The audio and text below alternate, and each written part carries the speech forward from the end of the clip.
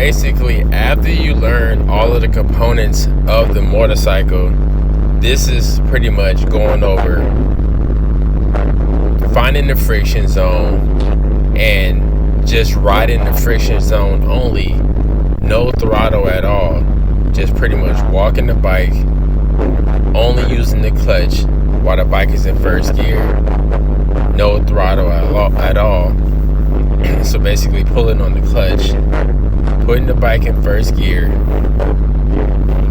and start to ease off the clutch a tad bit, where you can start to feel the bike pull. When you start to feel the bike pull, you don't want to let the clutch go too far where the bike can cut off. But once it starts to pull, you can start to walk the bike. So just be mindful that in this scenario, you're going to have both feet planted on the ground, and you're going to have the clutch pulled, the bike in first gear, which you're going to push down on the foot lever, put it in first gear, and as you let go of the clutch until you feel the bike pull, that's where the beginning of the friction zone is.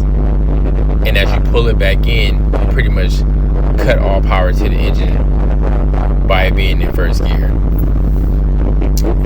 I like to keep my hand at least over this front brake if necessary, but just remember, it's no throttle at all going to be used in this process. No throttle at all. But the only thing that we're going to do in this process is squeezing the clutch, letting the bike walk itself